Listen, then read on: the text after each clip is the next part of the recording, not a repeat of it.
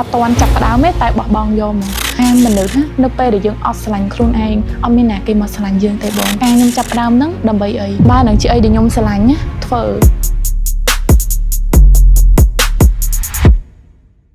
Hello ជំរាបសួរទស្សនិកជនទាំងអស់គ្នាស្វាគមន៍មកកាន់ Sakura Podcast ម្ដងទៀតថ្ងៃនេះដែរក៏យើងមាន something exciting សម្រាប់ audience របស់យើងដែរហោះដងគឺតាក់ទងជាមួយនឹង business តាក់ទងជាមួយ leadership ប៉ុន្តែថ្ងៃនេះគឺយើងជួបនឹងអារម្មណ៍មួយថ្មីតាក់ទងជាមួយនឹងបងស្រីដែលគាត់ជាអ្នកសរសេរសៀវភៅប្រឡំលោកបរទេសអញ្ចឹងខ្ញុំគិតថាវាក៏ជា new experience មួយដែរដែលចង់ចែករំលែកទៅកាន់ audience ជំរាបសួរបងចាជំរាបសួរបងជំរាបសួរអ្នកទាំងអស់គ្នាចាបងអញ្ជើញណែនាំខ្លួនបន្តិចណាអញ្ចឹងខ្ញុំជំរាបសួរម្ដងទៀតអ្នកទាំងអស់គ្នាខ្ញុំឈ្មោះកុនសុភត្រាឈ្មោះប៉ិតប៉ុន្តែឈ្មោះដែលគេស្គាល់ភាគច្រើនគឺ Cherry ចាបងអាចប្រាប់ពីដំណើរតិចណាបងហៀងភ័យមកនៅមុខកាមេរ៉ាទៅបងខ្ញុំអ្នកនិពន្ធប្រឡំលោកបរទេសប្រហែលជាអ្នកគ្រប់គ្រងខ្ញុំមួយចំនួនក៏ស្គាល់ហើយឥឡូវខ្ញុំកំពុងតែពង្រីកខ្លួនមកទៅជាអ្នកនិពន្ធសៀវភៅប្រឡំលោកបែបខ្មែរហើយអមជាមួយនឹងការអប់រំច្រើនចាហើយឥឡូវដំណើររបស់ខ្ញុំមកដល់ចំណុចមួយដែលយើងចាប់ផ្ដើមមានគ្រឹះស្ថានផ្ទាល់ជារបស់ខ្លួនឯងនិងបដិបដាអ្នកនិពន្ធចាបងអាចប្រាប់បានទេពីដំបូងឡើយបងចាប់ផ្ដើមទៅសេសៀវភៅអញនិយាយបានថាដំបូងទៅសេនៅបងមិនទាន់អាចថ្លៃជាអ្នកនិពន្ធនៅឡើយមែនទេចាអញ្ចឹងដំណើរក្នុងការចាប់ផ្ដើមដំបូងហ្នឹងមិនដែរបងតាំងពីអាយុម៉ានហើយបងដឹងថាខ្លួនឯងចាប់ផ្ដើមស្រឡាញ់យ៉ាងហ្នឹងតាំងពេលណាបើយើងនិយាយទៅអាចថាមានពីរដំណាក់កាលទី1ប្រហែលជាខ្ញុំនៅក្នុងខ្ទង់10ឆ្នាំ8ឆ្នាំ9ឆ្នាំហ្នឹងពេលដែលយើងចាប់ផ្ដើមចូលរៀនដល់ថ្នាក់ទី3អីចឹងខ្ញុំខុសពីគេថងថាចែក្មេងរបស់ខ្ញុំហ្នឹងក្មេងគេចូលចិត្តលេងជាមួយគ្នាតែខ្ញុំចូលចិត្តនៅកន្លែងមានអាសភៅកណូអីចឹងក្រោយពេលតែយើងអត់ចេះអានទេតែយើងស្ដាប់អ្នកគ្រូគាត់អានឲ្យយើងស្ដាប់ក្រោយពេលស្ដាប់ទាំងអស់ហ្នឹងហើយយើងចាប់ផ្ដើមជាទម្លាប់យើងចូលចិត្តគូហើយចូលចិត្តសរសេរចូលចិត្តនិទានរឿងតាមការគូរបស់យើងអីចឹងហើយខ្ញុំអត់ដែរគិតថាខ្លួនឯងចេះហ្នឹងទេតតម៉ាក់ខ្ញុំគាត់ពេលដែលខ្ញុំចាប់ផ្ដើមចាប់អ្នកនិពន្ធម៉ាក់ខ្ញុំក៏ប្រាប់ថាកាលពីទូចហ្នឹងខ្ញុំចូលចិត្តអញ្ចឹងដល់ពេលដំណាក់កាលទី2ហ្នឹងពេលដែលខ្ញុំអាយុបានដូចជា4 10 5 10ឆ្នាំពេលហ្នឹងខ្ញុំអត់ដែរលេងទូរស័ព្ទទេអញ្ចឹងយើងអបសុកដល់យើងអបសុកយើងចាប់ផ្ដើមអានរឿងពេលដែលអានរឿងខ្ញុំកាលហ្នឹងនៅប្រទេសយើងអត់ទាន់មានរឿងដែលអ្នកនិពន្ធខ្មែរនិពន្ធនៅរឿងបរទេសដែលអ្នកនិពន្ធខ្មែរជាអ្នកនិពន្ធណាគឺចាប់ផ្ដើមនាំចូលឲ្យបកប្រែអញ្ចឹងខ្ញុំអានរឿងប្រឡំលោកបរទេសដែលបកប្រែដល់ពេលចាប់ផ្ដើមអានហើយអា passion កាលពីក្មេងរបស់យើងវាមកវិញខ្ញុំចាប់ផ្ដើមសរសេរម្ដងទៀតតែងនិពន្ធខ្លួនឯងតែយើងសរសេរនៅលើសៀវភៅឯងបន្ទាប់មកបាន9ក្បាលបងដល់បាន9ក្បាលហើយយើងចាប់ផ្ដើមមានអារម្មណ៍មួយថាអញ្ចឹងខ្ញុំរករឿងណាដែលខ្ញុំអានហើយចង់ឲ្យវាដូចចិត្តអត់បានណាអញ្ចឹងចាប់ផ្ដើមតាក់ទងទៅខាងអ្នកបោះពុម្ពឲ្យគេបោះពុម្ពសៀវភៅខ្ញុំចេញមកខ្ញុំចង់អានតែដល់ពេលជាក់ស្ដែងយើងអត់សូវប្រកែអាខាង social media យើងតាក់ទងទៅយើងតាក់ទងប៉ះក្រុមហ៊ុនបកប្រែអញ្ចឹងទៅពួកគាត់អត់ទទួលអ្នកនិពន្ធខ្មែរអញ្ចឹងចំណុចចាប់ផ្ដើមទៅយើងចាប់ផ្ដើមបោះបង់ហ្មងអត់ទាន់ចាប់ផ្ដើមទេតែបោះបង់យកហ្មងដល់ពេលក្រោយមកទៀតក៏ខ្ញុំចាប់ផ្ដើមឃើញគេប្រកាសរកអ្នកនិពន្ធខ្មែរឃើញក្រុមមួយគាត់ប្រកាសរកអញ្ចឹងក៏ចុះឈ្មោះចូលអង្គឯងអាចចាប់ផ្ដើមពី16ទៅពីពេលហ្នឹងទៅខ្ញុំខ្លាចទៅជាអ្នកនិពន្ធសភៅដំបងដែលបងបាននិពន្ធជាសភៅអីគេដែរប្រឡំលោកបរទេសបងដូចក្មេងៗយើងសរសេរការជំនាន់ហ្នឹងភាគច្រើនគេចូលចិត្តរឿងបែបសាតានរឿងបែបសងសឹកអីដូចធម្មតាយើងមើលរឿងថៃអីចឹងណាយ៉ាដល់ពេលអញ្ចឹងយើងក៏សរសេរប្រភេទហ្នឹងដែរចំណងជើងត្បូងរបស់ខ្ញុំគំនុំស្នេហ៍បិសាចសាតានស្វែងសំបីតែចំណងជើងក៏គួរចាប់អារម្មណ៍ដែររឿងត្បូងគេដែលធ្វើខ្ញុំស្គាល់វិធីមួយហ្នឹងចាបងប៉ុន្តែនៅពេលដែលតសេជាអ្នកនិពន្ធបែបហ្នឹងបងជាទូទៅអ្វីដែលខ្ញុំដឹងម្ដងគ្រាន់តែយើងមើលទៅលើសៀវភៅបរទេសបែបហ្នឹងឧទាហរណ៍ថាយើងចូលចិត្តសៀវភៅ A មួយហ្នឹងយើងអាចយកមកបកប្រែដើម្បីអាចឲ្យប្រជាពលរដ្ឋខ្មែរយើងគាត់អានបានគាត់អានទៅគាត់យល់ពីសាច់រឿងមួយហ្នឹងប៉ុន្តែសម្រាប់បងនៅពេលដែលយើងនិពន្ធសៀវភៅហ្នឹងមកវិញជាទូទៅដំណើរការក្នុងការដែលយើងអាចធ្វើជាអ្នកនិពន្ធមុខម្នាក់ហើយតសេជាសៀវភៅរបស់យើងហ្នឹងគឺដំណើរការបែបណាបងបើសិនតាមពិតទៅអ្នកនិពន្ធគាត់មានដូចថាគាត់មានសេនានិយោរបស់គាត់ខុសគ្នាអ្នកខ្លះគាត់ចាប់ផ្ដើមអានេះតាមខ្ញុំសវេមើលអ្នកនិពន្ធខ្លះគាត់ចាប់ផ្ដើមឡើងមកគឺគាត់បដោតតែកັບកិរិយារបស់តួប្រុសហេគាត់ដៅថាគាត់ចង់បានជ្រឹកតួប្រុសនឹងបែបណាសភាពបរិសុទ្ធឬក៏កាចគាត់ចាប់ផ្ដើមអមដំណើរសាច់រឿងនឹងបែបហ្នឹងទៅហ្មងហើយបង្កើតបញ្ហាណាមួយដើម្បីផ្លាស់ប្ដូរតួអង្គប្រុសហ្នឹងឲ្យទៅជួបមនុស្សស្រីឬបែបណាអញ្ចឹងណាប៉ុន្តែខ្ញុំខុសពីហ្នឹងខ្ញុំទៅជាលក្ខណៈខ្ញុំចូលចិត្តធម្មតា ខ្ញុំអាសាជជែកជាមួយមនុស្សច្រើនអញ្ចឹងទៅយើងដឹងពីបញ្ហារបស់មនុស្សច្រើនឬក៏មានបញ្ហាអយុត្តិធម៌ណាមួយដែលយើងស្ដាប់ឮឬក៏មានរឿងណាមួយដែលយើងបានដឹងអញ្ចឹងវាដកជាប់ក្នុងអារម្មណ៍អញ្ចឹងបញ្ហាមួយហ្នឹងដែលធ្វើឲ្យខ្ញុំចាប់ផ្ដើមបង្កើតសាច់រឿងបង្កើតតួអង្គម្នាក់2នាក់3នាក់អមដំណើរសាច់រឿងហ្នឹងដើម្បីឲ្យកើតមានបញ្ហាហ្នឹងហើយឲ្យគាត់មកដោះស្រាយហើយបន្ទាប់មកខ្ញុំក៏យកអារម្មណ៍ជាអ្នកនិពន្ធខ្ញុំទៅដាក់ក្នុងហ្នឹងថាក្នុងនាមយើងជាអ្នកមើលជាអ្នកស្ដាប់ឬជាតួអង្គនៅក្នុងហ្នឹងទទួលបានអារម្មណ៍បែបណាហ៊ានសូត្របានអីឬក៏ដោះស្រាយវាបែបណាយ៉ាបងទទួលបានបងអញ្ចឹងមានន័យថាជាទូទៅគឺយើងអានសភៅបរទេសដើម្បីយក inspiration យើងបូករួមជាមួយនឹងសាច់រឿងពិតនៅក្នុងសង្គមរបស់យើងឬមួយក៏មនុស្សជំនាញខ្លួនរបស់ដើម្បីទៅសេជាសភៅមួយជាក់ស្ដែងពាក់ព័ន្ធទៅនឹងសភៅប្រឡំលោកបរទេសយើងគ្រាន់តែមានតកូលមួយគឺថាធ្វើមិនក៏ដោយតួអង្គនឹងទីតាំងមិនមែននៅប្រទេសខ្មែរអញ្ចឹងប្រទេសណាមួយក៏បានដែរអញ្ចឹងវានឹងคล้ายទៅជាទម្រង់សភៅប្រឡំលោកបែបបរទេសអីអញ្ចឹងនៅក្នុងនឹងមួយអីដែលសំខាន់នោះគឺប្រពៃណីទំនៀមទម្លាប់ច្បាប់អីទាំងអស់ដែលយើងយកមកអមដំណើរសាច់រឿងរបស់យើងទាំងមូលគឺអាស្រ័យលើយើងទៅស្រាវជ្រាវទៅស្ដាប់ទៅពិនិត្យមើលពីបរទេសមកទាំងអស់អញ្ចឹងយកផុសតាំងទាំងអស់ហ្នឹងមកដូចយើងបានទៅសិក្សាកន្លែងហ្នឹងផ្ទាល់អញ្ចឹងណាហើយយកវាមកបង្កើតសាច់រឿងមួយហ្នឹងអមជាមួយនឹងបញ្ហាដែលយើងចង់បានចាអូខេយល់បងនៅពេលដែលបងត្រឡប់ឃើញតិចតាមពីបងអាយុនៅទូណាតែគិតថាខ្លួនឯងចាប់ដើមចូលចិត្តសភៅស្រឡាញ់សភៅពេលណាដែលបងដឹងថាខ្លួនឯងចង់មានក្តីសម័យមួយថាធ្វើជាអ្នកនិពន្ធបើនិយាយថាមានក្តីសម័យជាអ្នកនិពន្ធខ្ញុំអត់ដែលមានទេបងលេខពេលដែលយើងចាប់ផ្ដើមដំបូងតែប៉ិតមានពាក្យមួយនៅក្នុងចិត្តដែលខ្ញុំហ៊ានបានថ្មីហ្នឹងគេថាមនុស្សនៅពេលដែលដឹងច្រើនពេកលែងចង់ធ្វើហើយយ៉ាពេលដែលយើងចេះច្រើនពេកខ្ញុំគិតថាបើបវលពេលវេលាថយក្រោយទៅការនោះខ្ញុំមានក្តីសម័យថាខ្ញុំចង់ខ្លាចជាអ្នកនិពន្ធហើយខ្ញុំ research ថាអ្នកនិពន្ធនឹងត្រូវធ្វើអីគេខ្លះប្រឈមអីគេខ្លះត្រូវទៅស្រាវជ្រាវអីគេខ្លះប្រហែលជាខ្ញុំពេលហ្នឹងឲ្យពេលវេលាខ្លួនឯង research ច្រើនពេកមើលពីវាច្រើនពេកខួរក្បាលរបស់ខ្ញុំប្រហែលជាអាចគិតលើរឿងអវិជ្ជមានច្រើនអញ្ចឹងខ្ញុំភ័យខ្លាចច្រើនអញ្ចឹងប្រហែលជាអត់ធ្វើហើយក៏អត់មានថ្ងៃហ្នឹងដែរកាលហ្នឹងចាប់ផ្ដើមត្បូងគឺគ្រាន់តែយើងចង់ចាប់ផ្ដើមសរសេររឿងដែលយើងរកអានអត់បានរកសភៅនៅលើទីផ្សារមកអានអត់បានអញ្ចឹងយើងចាប់ផ្ដើមសរសេររឿងមួយដែលខ្លួនឯងចង់បានដល់ក្រោយពីសរសេរហើយយើងស្រឡាញ់រឿងយើងខ្លាំងពេកយើងអត់ខ្វល់ទេថាវាខុសអក្ខរាវិរុទ្ធច្រើនវាខ្សោយច្រើនឬក៏ការរៀបរាប់របស់យើងស្ទើរអីយើងអត់ខ្វល់ទេសំខាន់ខ្ញុំពេញចិត្តសាច់រឿងហ្នឹងខ្ញុំចង់ឲ្យសាច់រឿងរបស់ខ្ញុំហ្នឹងមានអ្នកអានចង់ឲ្យគេទទួលស្គាល់អញ្ចឹងបងទៅយើងត្រូវចាប់ផ្ដើមចាប៉ុន្តែទៅពេលហ្នឹងដែរសភៅមួយណាដែលបងចាំថាជាសភៅមួយដែលទទួលបានការគាំទ្រខ្លាំងមែនតើក្នុងចំណងជើងអនន្តរាត្រីបងយ៉ាបើយើងនិយាយទៅពីចំណងជើងដែលធ្វើឲ្យខ្ញុំទទួលបានការទទួលស្គាល់ច្រើនអនន្តរាត្រីហើយពឹសតែខ្មុំបន្ទាប់ពីឆ្លងរឿងហ្នឹងហើយវាចូលដំណាក់កាលមួយទៀតប្រភេទរឿងកូនស្រីម៉ាហ្វៀហើយជាមួយនឹងរឿងផ្កាយមួយដួងនោះបងប្រឡំលោកបែបខ្មែរចេញក្រោយគេចាមានន័យថាសឹងតែអត់មានលាយឡំជាមួយនឹងសាច់រឿងបរទេសទេប៉ុន្តែជាបែបខ្មែរពីរឿងក្រោយគេផ្កាយមួយដួងនោះខ្មែរសុទ្ធបងយើងផ្ដោតទៅលើបញ្ហាវិបត្តិផ្លូវចិត្តព្រោះដោយសារសប្តាហ៍ថ្ងៃយើងឃើញនៅប្រទេសកម្ពុជាយើងក្មេងៗដូចបើយើងនិយាយដូច Gen Z អញ្ចឹងពួកគាត់រៀងប្រឈមជាមួយបញ្ហាផ្លូវចិត្តច្រើនបងមើលឃើញថាបញ្ហាផ្លូវចិត្តនៅក្នុងប្រទេសកម្ពុជាយើង especially ដូច Gen Z ដែលបងលើកឡើងមកអញ្ចឹងតើអ្វីខ្លះដែលបងបានសង្កេតមើលឃើញនៅក្នុងសង្គមបច្ចុប្បន្នរបស់យើងអាចមករយៈក្រោយបើយើងមើលព័ត៌មានដែលងាយទៅគឺយើងឃើញក្មេងគាត់ទៅលោតទឹកនេះអាហ្នឹងវាជា sample មួយងាយមែនតើយើងទាំងអស់គ្នាសិតតែឃើញហើយគាត់ទៅលោតទឹកឬគាត់ស្លាប់ខ្លួនដោយហេតុផលរបស់គាត់ដែលយើងស្ដាប់មើលទៅជាហេតុផលតូចតាចមែនតើហេតុអីក៏ជីវិតរបស់គាត់ធ្វើឲ្យផុយស្រួយដល់ថ្នាក់ហ្នឹងណាប៉ុន្តែយើងអត់ដឹងទេថានៅពីក្រោយខ្នងហ្នឹងគាត់បានជួបបញ្ហាអីគេខ្លះពេលខ្លះវាអត់ពាក់ព័ន្ធទៅនឹងថាបញ្ហានោះធំប៉ុណ្ណាឬអ្នកដែលគាត់ជួបគេធ្វើបាបចិត្តគាត់វាជាស្នេហាវាជាមិត្តភាពឬក៏វាជាបញ្ហាតូចឬធំជាការស្ដីមិនមែនទេបញ្ហានោះពាក់ព័ន្ធទៅនឹងផ្លូវចិត្តរបស់គាត់បើត្រឡប់មកវិញដែរទៅលើការបញ្ចូលទៅលើការទៅចែកទៅលើផ្លូវចិត្តនៅក្នុងសភៅបងគិតថាអ្វីខ្លះដែលបងបានបញ្ចូលនៅក្នុងនឹងហើយអាចផ្ដល់ជាចំណេះដឹងឬមួយក៏ជាមតិមួយទៅកាន់ឲ្យពួកគាត់កាន់តែមានការត្រិះរិះក្នុងការថែរក្សាទៅលើផ្លូវចិត្តពួកគាត់បានល្អជាងមុនណាបងពាក់ព័ន្ធទៅនឹងvictim ជាជនរងគ្រោះបងទៅនៅក្នុងដំណើរសាច់រឿងហ្នឹងខ្ញុំលើកពីតួឯកស្រីហ្មងដែលគាត់មានវិបត្តិផ្លូវចិត្តដល់ថ្នាក់ថារាល់ថ្ងៃតើគាត់បានធ្វើបាបខ្លួនឯងវាយដំខ្លួនឯងទៅគាត់ធូរចិត្តអញ្ចឹងពេលហ្នឹងយើងអត់ដឹងទេថាមិនបានគាត់ធ្វើអញ្ចឹងហើយគាត់ធ្វើអញ្ចឹងហើយដូចគាត់ទទួលបានវិញគឺគាត់ធូរស្រាលអារម្មណ៍ផ្លូវចិត្តឬក៏គាត់មានអារម្មណ៍ថាតើគាត់ធ្វើអញ្ចឹងទៅគាត់គិតថាគាត់អាចលើកទោសឲ្យខ្លួនឯងបាននៅកំហុសដែលគាត់បានធ្វើអីចឹងទៅហើយដំណើរហ្នឹងបន្តទៅរហូតតតែគាត់បាត់បង់មនុស្សល្អៗពីជីវិតរបស់គាត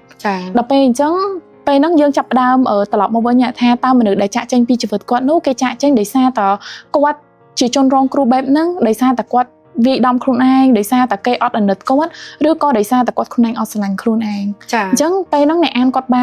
់បានទៅឆ្លុះបញ្ចាំងថាមនុស្សនៅពេលដែលយើងអត់ស្រឡាញ់ខ្លួនឯងអត់មានណាគេមកស្រឡាញ់យើងទេបងចាយើងកុំទៅរំពឹងក្តីស្រឡាញ់មនុស្សជុំវិញខ្លួនទោះគេស្រឡាញ់យើងខ្លាំងប៉ុណ្ណាក៏ដោយប៉ុន្តែនៅទីបំផុតគឺមានតែយើងខ្លួនឯងទេចាយើងជារឿងមួយដែលយើងត្រូវទទួលស្គាល់ការពិតអាចថាផ្កាយម្ដងនោះខុសពីប្រឡំលោកទូទៅដែលវាមើលទៅវាប្រឌិតច្រើនហើយវាដូចស្នេហាលងលោចនៅក្នុងក្តីស្មារតីច្រើនដោយសារតួប្រុសគាត់ព្យាយាមថាធ្វើគ្រប់បែបយ៉ាងឲ្យតួស្រីគាត់រឹងមាំហើយយើងព្យាយាមបង្កើតរឿងហ្នឹងមកដើម្បីឲ្យអ្នកអានគាត់ដឹងថានៅក្នុងជីវិតរបស់យើងក្រៅពីយើងខ្លួនឯងអត់មានអ្នកណាម្នាក់ស្រឡាញ់យើងជាងយើងទេចង់កុំធ្វើបាបខ្លួនឯងអីនៅចំណុចមួយទៀតដែលខ្ញុំប្រកបទៅលើក្នុងនឹងច្រើនគឺការអនុញ្ញាតមនុស្សឲ្យចូលមកក្នុងជីវិតពេលដែលយើងអនុញ្ញាតមនុស្សប្រភេទណាមកដើម្បីស្រឡាញ់ក៏ដោយរាប់អានក៏ដោយបើសិនជាយើងយកមកខុសគឺពិបាកខ្លាំងមែនតើពេលខ្លះយើងគិតថាចាវាអាស្រ័យនៅលើយើងឯងមិនមែនអាស្រ័យនៅលើមនុស្សជុំវិញខ្លួនទេប៉ុន្តែយើងមើលដែរថាមនុស្សជុំវិញខ្លួនរបស់យើងហ្នឹងមិនមែនចេះតែឲ្យចូលមកឲ្យយើងមានស្តង់ដារដែរថាខ្ញុំកំណត់មនុស្សឲ្យចូលមកបែបណាបើដូចនៅក្នុងសាច់រឿងហ្នឹងតួស្រីគាត់អនុញ្ញាតមនុស្សគ្រប់ប្រភេទមកចូលក្នុងជីវិតគាត់សូម្បីតើគេហៅថា toxic people មនុស្សគេហៅមនុស្ស toxic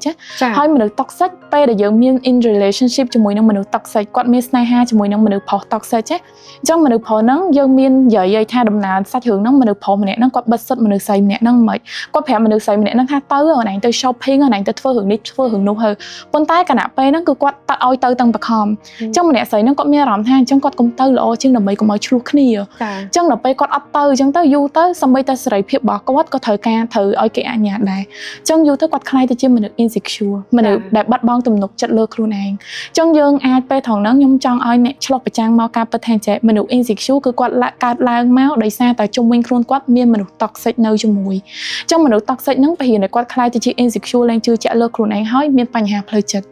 តអញ្ចឹងយើងនៅក្នុងសាច់រឿងហ្នឹងគឺយើងវែកញែកច្បាស់មែនតើទៅលើអាហ្នឹងឲ្យពួកគាត់បានដឹងហើយឲ្យពួកគាត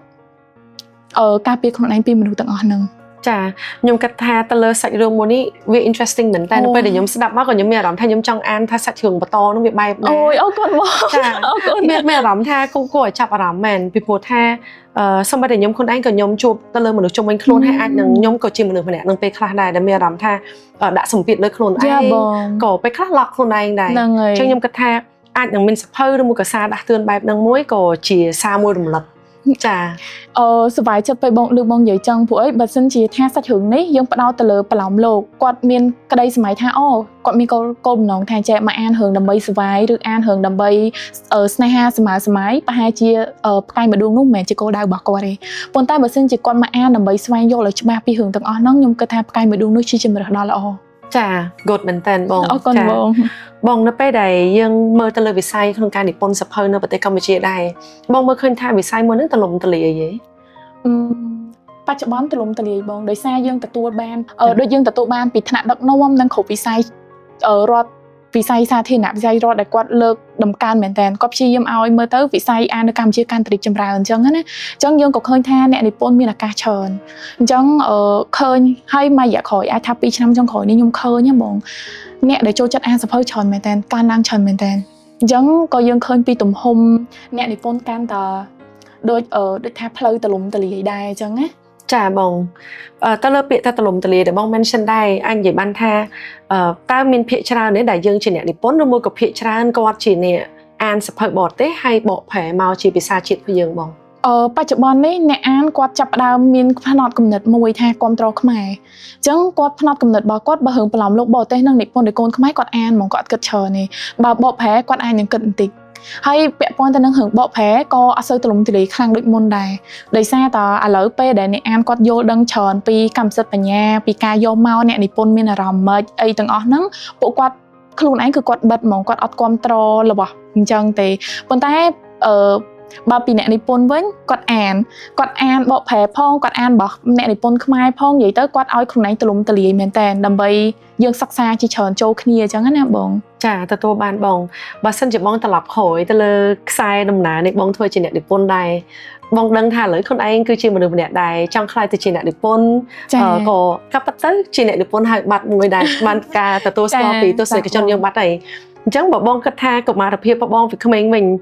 បងគិតថាបើពេលហ្នឹងបងអាចត្រឡប់ក្រោយបានហើយចាប់ដើមដំណើរនឹងលឿនជាងហ្នឹងតែនៅក្នុងអាយុប្រហែលប្រហែលដែរ បើសិនជាត្រឡប់ក្រោយឈើម្ដងទៀតខ្ញុំនៅតែឲ្យខ្លួនឯងចាប់ផ្ដើមនៅអាយុប៉ុណ្ណឹងបងព្រោះអីបើយើងនិយាយទៅការចាប់ផ្ដើមជាអ្នកនិពន្ធប្រឡំលោកបរទេសនៅអាយុ16ឆ្នាំអត់ទាន់គ្រប់អាយុអីនៅខ្មែរយើងដល់ពេលអញ្ចឹងចាប់ផ្ដើមពីហ្នឹងទៅយើងត្រូវ challenge ច្រើនទៅលើប្រឡំលោកបរទេសដោយសារធម្មតាយើងសរសេរពីវប្បធម៌បរទេសយើងអត់មានការបិទបាំងឬលាក់បាំងដូចនៅខ្មែរយើងទេអញ្ចឹងមានអីដែលយើងអាច show បង្ហាញពីវប្បធម៌បរទេសការរស់នៅរបស់ជនជាតិបរទេសបែបណាយើងត្រូវដាក់ទាំងអស់យើងជាទោះបីថាអូខេខ្ញុំជនជាតិខ្មែរខ្ញុំអត់គ្រប់អាយុវាមិនមែនជាហេតុផលទេអីដែលសំខាន់នោះគឺយើងហ៊ានធ្វើជាអ្នកនិពន្ធប្រឡំលោកបរទេសហើយមានន័យថាយើងមានសមត្ថភាពហើយអញ្ចឹងយើងកុំយកវាមកធ្វើជាលេសដើម្បីឲ្យអ្នកដទៃអាណិតថាខ្ញុំដោយសារខ្ញុំអ្នកនិពន្ធខ្មែរខ្ញុំនៅក្មេងអញ្ចឹងខ្ញុំអត់អាចសរសេរពីវប្បធម៌បរទេសទេសំខាន់យើងជាអ្នកនិពន្ធប្រឡំលោកបរទេសចាបងចាខ្ញុំសម័យមើលទៅខ្ញុំគិតថាអាចនឹងមានផលប្របាកច្រើនដែរបងពីព្រោះថាវប្បធម៌ក៏ខុសគ្នាច្រើនការយល់ដឹងចំណេះដឹងចំណេះធ្វើក៏អាចនឹងមានការខុសគ្នាច្រើនដែរអញ្ចឹងក្នុងកំឡុងពេលដំណើរការហ្នឹងតើបងអាច overcome ទៅលើអ្វីដែលជាផលអវិជ្ជមានជំវិញខ្លួនខ្ញុំគិតថាអាចនឹងមានខ្លះដែរមិនអត់ទេចាមែនខ្លះឲ្យបងច្រើនការចាប់ផ្ដើមដំបូងរហូតមកដល់ឥឡូវក៏នៅតែមានដោយសារតើបើយើងនិយាយទៅការចាប់ផ្ដើមដំបូងអាចមានច្រើនដល់ពេលឥឡូវប្រជាជនខ្មែរយើងគាត់មានទស្សនៈធំទូលាយយើងចាប់ផ្ដើមកាត់បន្ថយយាយប៉ុន្តែមិនមែនអត់ទេនៅតែមានទស្សនៈមួយចំនួនគាត់អគតិមកលើយើងគាត់គិតថាការនាំចូលវប្បធម៌បរទេសមកមិនមែនជារឿងល្អទេថងហ្នឹងខ្ញុំចង់រំលឹកដែរការប៉ັດអ្នកនិពន្ធប្រឡំលោកបរទេសបើយើងមើលនៅក្នុងផ្លូវជាតិយើងមើលឃើញថាគាត់អ្នកនាំយកវប្បធម៌គេចូលមកប៉ុន្តែបើយើងមើលនៅក្នុងន័យធំទូលាយអ្នកអានរបស់យើងគាត់បានឆ្វេងយល់ច្រើនណាស់ពាក់ព័ន្ធទៅនឹងវប្បធម៌ទាំងអស់ហ្នឹងជាសឹងថាបាច់ចាំតែនៅហ្នឹងឯងដឹងទេថាគេរស់នៅបែបណាអញ្ចឹងណាហើយមួយវិញទៀតពាក់ព័ន្ធទៅនឹងទស្សនៈទាំងអស់ហ្នឹងបើសិនជាយើងមើលឲ្យទូលំទូលាយយើងចេះច្រើនហើយអីដែលសំខាន់សភៅប្រឡំលោកបរទេសបើយើងថាចាកុំឲ្យអ្នកនិពន្ធខ្មែរទៅសេប្រឡំលោកបរទេសពួកអីធ្វើអញ្ចឹងយើងនាំចូលវប្បធម៌គេអញ្ចឹងនៅពេលអ្នកនិពន្ធខ្មែរទាំងអស់គាត់លែងសេប្រឡំលោកបរទេសប្រឡំលោកបរទេសចាប់ផ្ដើមមានច្រើនប្រឡំលោកបរទេសមកពីណាយើងអាចដឹងហើយមកពីប្រទេសជិតខាងយើងពីចិនពីកូរ៉េអីទាំងអស់ហ្នឹងអញ្ចឹងតើយើងអាចជ្រើសថាយើងសុខចិត្តយករបស់នាំចូលហើយយើងដូចយើងរកចំណូលទៅឲ្យបរទេសអញ្ចឹងណាឬក៏យើងសុខចិត្តឲ្យប្រជាជនខ្មែរយើងផលិតវាដោយផ្ទាល់ខ្ញុំគិតថានៅចំណុចថងនេះគ្រប់យើងអាចថ្លឹងថ្លែងបានហើយថាខ្មែរសុខចិត្តគ្រប់គ្រងខ្មែរល្អជាងចាអរគុណមែនតើបងចុះទៅលើការដែលអាចឲ្យខ្លួនឯងងើបឈរឡើងហើយដើរទៅមុខទៀតទោះបីជាយើងទទួលបានការរិះគន់ឬមួយក៏មតិអវិជ្ជមានជាច្រើនតែនៅពេលនឹងដែរបងបានធ្វើវិធីសាស្ត្រគេខ្លះការប៉ັດបើសិនជាយើងថ្លឹងថ្លែងណាបងយើងថាចាត្រឡប់ទៅមើលការចាប់ផ្ដើមរបស់យើងម្ដងទៀតថាខ្ញុំចាប់ផ្ដើមដើម្បីអីពេលហ្នឹងខ្ញុំចាប់ផ្ដើមធ្លាប់បងបើយើងនិយាយទៅពេលដែលទទួលបានការរិះគន់ឬក៏ទទួលបានមតិណាដែលបង្អាក់យើងណាធម្មតាមនុស្សយើងមានអារម្មណ៍ណាតិចតួចក្តីក៏មានហើយយើងចង់ចប់យើងចង់ឈប់មានច្រើនដងដែលខ្ញុំឲ្យខ្លួនឯងបោះបង់វិស័យតែយើងសួរខ្លួនឯងត្រឡប់ទៅចំណុចចាប់ផ្ដើមម្ដងទៀតថាការខ្ញុំចាប់ផ្ដើមហ្នឹងដើម្បីអីពេលហ្នឹងខ្ញុំចាប់ផ្ដើមមានចម្លើយមួយថាការខ្ញុំចាប់ផ្ដើមដំបូងណាចំណុចរបស់ខ្ញុំគឺគ្រាន់តែចង់សរសេរសភៅមួយហ្នឹងឲ្យចេញដើម្បីអានខ្ញុំអត់បានផ្ដោតថាខ្ញុំមានអ្នកអានប៉ុណ្ណេះច្រើនអត់គេស្រឡាញ់ស្នាដៃខ្ញុំអត់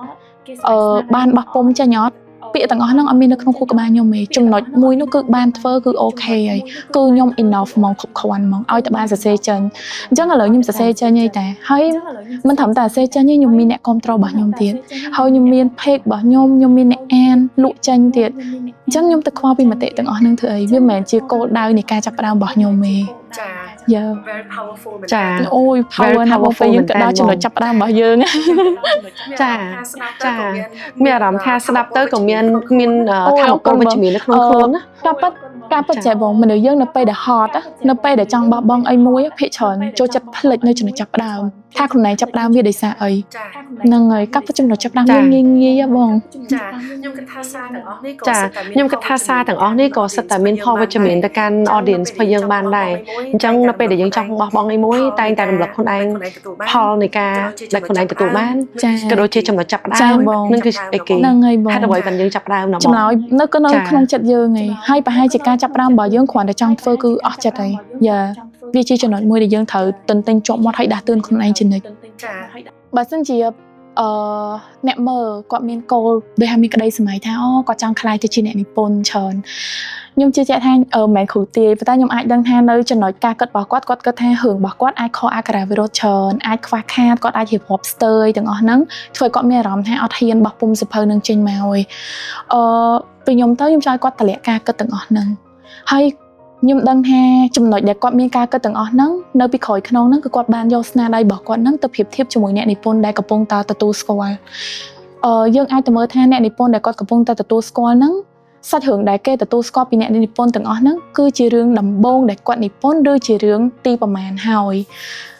មិនមែនរឿងទី1ការចាប់ផ្ដើមដំបូងมันអាចឥតខ្ចោះទេចាហើយពីខ្ញុំទៅខ្ញុំចង់ប្រាប់ថាអ្នកនិពន្ធយើងទាំងអស់គ្នាគឺយើងរៀនពីអ្នកអានរៀនពីសង្គមនឹងក្រោយពីយើងចេញរឿងទី1ទី2ហើយយើងចាប់ផ្ដើមទៅស្និទ្ធស្នាលមួយអ្នកគ្រប់គ្រងយើងចាប់ផ្ដើមដឹងថាពួកគាត់ចង់បានបែបណាពួកគាត់ត្រូវការសាច់រឿងបែបណាពេលហ្នឹងយើងចាប់ផ្ដើមកែប្រែខ្លួនឯងម្ដងបន្តិចអញ្ចឹងអ្នកអានគឺជាគ្រូដល់ពេលបើយើងនៅតែអត់ឲ្យខ្លួនឯងហ៊ានបោះពុម្ពវាចេញមកទេយើងមិនមានគ្រូបរិញ្ញាទៅអត់អញ្ចឹងយើងអត់ចេះរហូតចានៅតែអត់ចេះហ្នឹងអញ្ចឹងគ្រាន់តែធ្វើវាទៅកុំគិតច្រើនពេកចាតម្លាក់ការគិតឲ្យទៅធ្វើតម្លាក់ការគិតឲ្យទៅធ្វើចាបងបើសិនជាគាត់បាក់ទឹកចិត្តខ្ញុំដឹងថាយើងមកដល់ចំណុចនេះយើងអាច stress ច្រើនដោយសារតែសង្គមរបស់យើងបានផ្លាស់ប្ដូរហើយអាចទលំទលាយជាងមុនហើយក៏មានរឿងជាច្រើនដែលវាចូលមកច្រើនជាងមុនក៏មានរឿង challenge ជាច្រើនទៅលើក្មេងៗច្រើនអញ្ចឹងចង់មិនចង់ប្រហែលជាយើងទទួលបានសម្ពាធច្រើន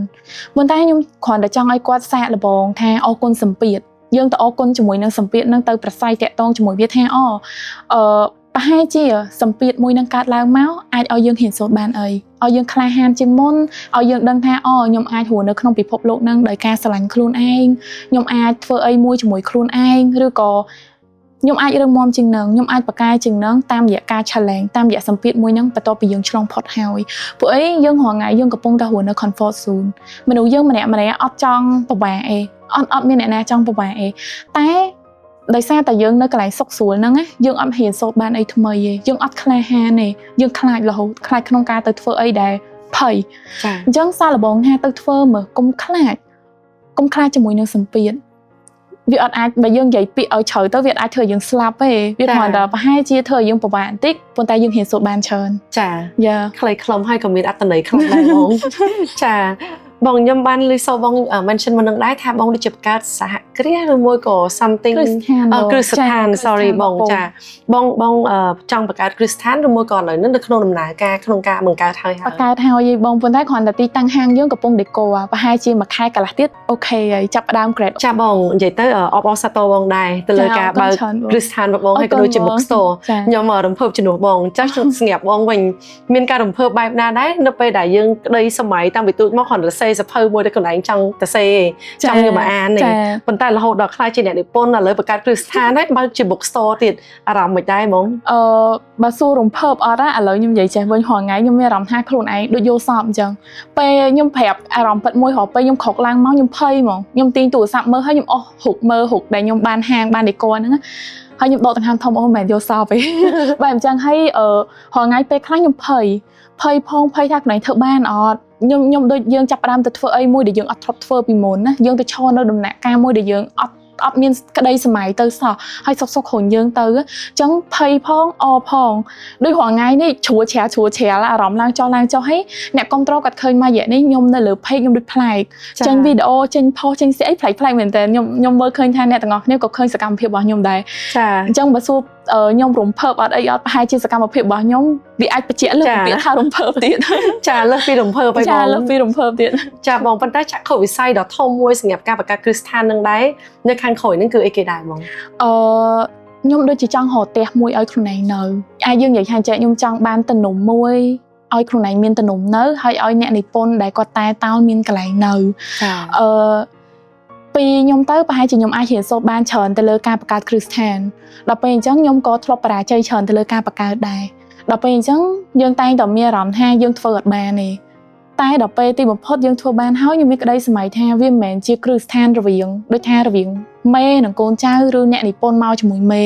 វាជាផ្ទះរបស់ខ្ញុំហើយអ្នកនិពន្ធគឺជាគ្រួសារតែមួយពួកយើងធ្វើការជាមួយគ្នាបើនិយាយថាធ្វើជាបុគ្គលិកឬមេមែនទេពួកយើងបើថាជាបុគ្គលិកខ្ញុំក៏ជាបុគ្គលិកដែរបើថាពួកយើងជាម្ចាស់ពួកគាត់ក៏ជាម្ចាស់នៅនឹងដែរចាយ៉ាវាជាផ្ទះរបស់ពួកយើង very motivated បង យ៉ាបងចាមានន័យថាយើងបើកជា book store ផងយើងបើកជា Christian ក្នុងការទៅសេនិពន្ធសភៅផងចាបងហើយក៏ support ទៅលើអ្នកនិពន្ធដែលគាត់មានក្តីសម័យចង់ខ្លាយទៅជាអ្នកនិពន្ធអញ្ចឹងណាហើយយើងក៏ចាប់ផ្ដើមឲ្យគាត់មកខ្លាយទៅជាអ្នកនិពន្ធរបស់យើងជួយសរសេរហើយក៏យើងបរៀនគាត់តាមនឹងដែរសប្តាហ៍ខ្ញុំមានអ្នកនិពន្ធនៅក្នុងដៃ5នាក់អីបងហើយក៏មាន3នាក់ទៀតគាត់កំពុងតែ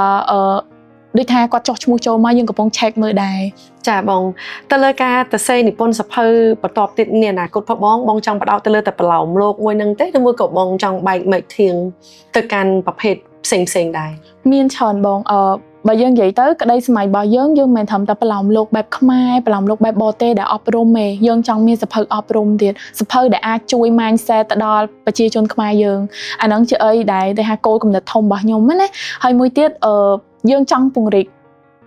យើងឲ្យកាន់ដូចថាពង្រីកខ្លួនឲ្យធំមែនតើទៅលើវិស័យភាពយន្តទៀតធ្លាប់មានក្តីសម័យអាហ្នឹងអីតែយើងគិតថាវាជា plan បន្ទាប់ long term ភាពយន្តលក្ខណៈបែបណាដែរបងបើពីខ្ញុំទៅខ្ញុំគិតថាខ្ញុំផ្ដោតទៅលើ quality បងហើយទៅលើការអប់រំច្រើនព្រោះអីបើសិនយើងមើលទៅមុខទៀតណាបច្ចុប្បន្ន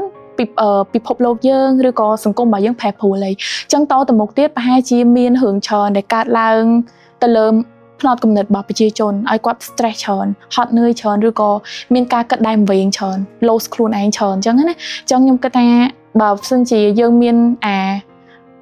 plan ដែលយូរអញ្ចឹងប្រហែលជា plan របស់យើងផ្ដោតទៅលើការលើកទឹកចិត្តពួកគាត់ច្រើនចាខ្ញុំគិតថាបងមាន concrete plan មែនតើហើយខ្ញុំក៏ really cannot wait ទៅមើលរឿងបងដែរបើសិនជាបងចេញបងព្រោះខ្ញុំ actually ទៅខ្ញុំក៏ជាមនុស្សម្នាក់ដែលបង្កើតមាតិកា content ក្នុងការ sharing អ្វីដែល positive ទៅកាន់ audience របស់យើងដែរហើយនៅពេលដែលស្ដាប់សាច់រឿងបងទៅអ្វីដែលបងបានបញ្ចូលនៅក្នុងសភៅប្រឡោមលោករបស់បងក៏ដូចជាក្តីសម័យ planning គោលចំហរបស់បងក៏ខ្ញុំមានអារម្មណ៍ថាខ្ញុំក៏ជាមនុស្សម្នាក់ដែល fan របស់បងដែរពីព្រោះថាខ្ញុំពិតជាមើលឃើញពីផលវិជ្ជមានក្នុងការ sharing ទៅកាន់ audience របស់យើងមិនថាតិចមិនថាច្រើនគឺយើងចូលរួមចំណែកក្នុងការធ្វើឲ្យសង្គមជាតិយើងមួយក៏ដូចជាមនុស្សនៅជុំវិញខ្លួនយើងកាន់តែមានការសបបំរុងហើយមានការរីកចម្រើនចាជួនកាលវីដេអូយើងការលើកទឹកចិត្តរបស់យើងឬក៏ពាក្យពេចន៍របស់យើងអត់អាចឲ្យមនុស្សទូទាំងប្រទេសឃើញទេប៉ុន្តែអាចឲ្យមនុស្ស2 3នាក់ឃើញក៏មានន័យថាយើងអាចលើកទឹកចិត្តមនុស្ស2 3នាក់ដែរអញ្ចឹងវត្តមានយើងសំខាន់ទៅលើដំណើរដែលបងបានជោគជ័យមកដល់ចំណុចមួយនេះពីណាគេដែលជំរុញទឹកចិត្តបងឬមួយក៏តែងតែនៅខាងក្រោយបងក្នុងការឲ្យបងទៅ achieve ដំណើររបស់បងនឹងបានណាបើទៅលើហ្នឹងខ្ញុំអរគុណទៅមនុស្ស3ក្រុមវិញក្រុមទី1ខ្ញុំអ្នកគ្រប់គ្រងរបស់ខ្ញុំព្រោះអីបើសិនជាអត់មានអ្នកគ្រប់គ្រងទេខ្ញុំអត់មានថ្ងៃនេះទេអត់មានឈីរីថ្ងៃនេះទេបើអត់មានវត្តមានពួកគាត់អត់មានក្តីស្រឡាញ់របស់ពួកគាត់អត់មានការគ្រប់គ្រងការលើកទឹកចិត្តមិនថាខ្ញុំធ្វើខុសខ្ញុំសរសេរអត់សូវបានល្អខ្ញុំខុសជាច្រើនក៏ពួកគាត់នៅជាមួយខ្ញុំលើកទឹកចិត្តខ្ញុំជានិច្ចគាត់បានឲ្យខ្ញុំដឹងថាដោយសារមានពួកគាត់ហ្នឹងហើយទើបខ្ញុំត្រូវតាតស៊ូរហូតខ្ញុំអត់ត្រូវបោះបង់ទេពេលដែលខ្ញុំរកបោះបង់ពេលដែលខ្ញុំស្ងាត់ពីពេកដឹងតែមានពួកគាត់ឆានមកបងស្ងាត់ម៉ែខ្ញុំនឹកបងពាក្យទាំងអស់ហ្នឹងខ្ញុំឈួលហ្មងកាលហ្នឹងពេលដែលយើងកំពុងតែមាន plan ថាអូខ្ញុំឈប់ធ្វើអ្នកនិពន្ធហើយដល់ពេលយើងស្ងាត់មករយៈយើងទទួលបានថាបងខ្ញុំនឹកបងធ្វើម៉េចបងត្រឡប់មកវិញបងមួយឯងកុំទៅណាទៀតអត់ទេខ្ញុំអត់ទៅណាទាំងអស់ខ្ញុំនៅនឹងហើយហើយក្រុមទី2គ្រួសាររបស់ខ្ញុំប្រហែលជាខ្ញុំអាចថាកាលពីមុនខ្ញុំអត់ចេះអរគុណគ្រួសាររបស់ខ្ញុំទេខ្ញុំមើលម្លងពួកគាត់រហូតជាពិសេសម៉ាក់ប៉ារបស់ខ្ញុំកូនធ្វើអីក៏ដោយឲ្យតែកូនសប្បាយចិត្តកូនធ្វើហើយគាត់នៅពីក្រោយជុំឆែងរហូតគាត់អត់ខ្វល់ថាកូនត្រូវតែទៅធ្វើការងារដូចបងត្រូវតែមានមុខមាត់ត្រូវតែនៅក្នុងវិស័យច្បាប់អីទាំងអស់ហ្នឹងអត់ទេកូនឯងស្រឡាញ់អីធ្វើហ្នឹងទៅហើយអត់ដែរខ្វល់ទេគាត់ឲ្យសេរីភាពមកខ្ញុំខ្លាំងមែនតើរហូតដល់ខ្ញុំរកខ្លួនឯងឃើញហើយបងស្រីរបស់ខ្ញុំបើនិយាយទៅបងស្រីរបស់ខ្ញុំនៅពីក្រោយការកែអក្ខរាវិរុទ្ធកែសភៅច្រើនគាត់រវល់ហងៃគាត់រវល់តែគាត់នៅតែឆ្លៀតកាលមុនគាត់ឆ្លៀតច្រើនអញ្ចឹងខ្ញុំអត់ដែរមើលឃើញចំណុចទាំងអស់ហ្នឹងពីពួកគាត់ទេសូម្បីតែបងប្រុសខ្ញុំគាត់ជួយខ្ញុំច្រើនគាត់ជួយរហូតថាបើសិនជាមានរឿងអីមួយកាត់ឡើងអញ្ចឹងពួកគាត់សឹងតែអត់ជឿថាខ្ញុំអាចធ្វើបានប៉ុន្តែគាត់នៅតែជ្រុំជ្រែងហើយពាក្យដែលគាត់និយាយខ្ញុំចាំមែនតើបងប្រុសខ្ញុំគាត់ថាអញ្ចឹងគាត់មិនដឹងថាខ្ញុំធ្វើបានអត់ទេប៉ុន្តែគាត់ជួយខ្ញុំដើម្បីឲ្យខ្ញុំអស់ចិត្តបើខ្ញុំទៅធ្វើខ្ញុំជួបលទ្ធផលបែបណានោះយ៉ាងហោចណាស់ក៏គាត់បានដឹកដៃខ្ញុំទៅបញ្ជាក់ជាមួយគ្នាដែរ ខ្ញុំអត់ដែរអរគុណគ្រួសាររបស់ខ្ញុំទេអាចថាខ្ញុំចេញមកនៅតែម្នាក់ឯងតាំងក្មេងទៅយើងគិតថាយើង confident ហើយយើងភ្លេចមើលគ្រួសាររបស់យើងប្រកួតប្រជែងយើងនៅជាមួយសង្គមច្រើនពេកលោដល់ខ្ញុំមានអារម្មណ៍ថាគ្រួសាររបស់ខ្ញុំនឹងសំខាន់ដល់ពេលមានរឿងធំមួយកើតឡើងពេលហ្នឹងបាទខ្ញុំចាប់ផ្ដើមដូចខ្ញុំបាននិយាយម្ដងទៀតខ្ញុំអាចថាខ្ញុំអរគុណទៅលើបញ្ហាដ៏ធំមួយហ្នឹងដែរព្រោះដោយសារមានបញ្ហាហ្នឹងទៅឆ្លុះប្រចាំងថាផ្លូវថាដូចវាសប្រចាំងឲ្យយើងបានឃើញពីភាពស្មោះត្រង់ពិតប្រាកដនៃមនុស្សណាហើយពេលហ្នឹងខ្ញុំដឹងថាអត់មានអ្នកណាម្នាក់ល្អជាងគ្រួសាររបស់ខ្ញុំទេអញ្ចឹងពេលហ្នឹងខ្ញុំចាប់ផ្ដើមងាកទៅអរគុណពួកគាត់ខ្ញុំដឹងគុណគ្រួសាររបស់ខ្លួនឯងហើយគិតមើលបើសិនជាខ្ញុំអត់មានប៉ាម៉ាក់ដែលផ្ដល់សេរីភាពឲ្យខ្ញុំអត់មានបងប្រុសបងស្រីដែលគាត់តែងតែគ្រប់គ្រងខ្ញុំក៏អត់មានថ្ងៃហ្នឹងដែរហើយក្រុមទី3គឺ Honey របស់ខ្ញុំអាចថាយើងអាចនិយាយបានថាចែកការពីមុនមិនមែនថាមនុស្សយើងមកដល់ប៉ុណ្ណេះគាត់ជា first love របស់យើងឯងអាចថាយើងក៏ធ្លាប់ជួបមនុស្សមួយចំនួនដែរប៉ុន្តែភាគច្រើនដែលខ្ញុំជួបណាគឺគោលដៅរបស់មនុស្សប្រុសទាំងអស់ហ្នឹងដែលចូលក្នុងជីវិតខ្ញុំគឺគាត់ប្រាប់ថាឲ្យខ្ញុំបោះបង់ការនិពន្ធនឹងចោលទៅវាចិញ្ចឹមខ្ញុំអត់រស់ទេគាត់ថាបើនិយាយពាក្យអាក្រក់ស្ដាប់ទៅចិញ្ចឹមឆ្នាំងបាយអត់រស់ទេធ្វើអីគាត់ថាឲ្យខ្ញុំហ្នឹងទៅប្រឹងទៅធ្វើដូចគ្រួសារខ្ញុំទៅធ្វើផ្នែកណាមួយនៃវិស័យច្បាប់ទៅធ្វើមេធាវីទៅអីចឹងទៅឬក៏រកស៊ីអីធំនិយាយទៅគឺចេញមកពួកគាត់ឲ្យពួកយើងឲ្យខ្ញុំបញ្ចប់ក្តីសម័យរបស់ខ្ញុំ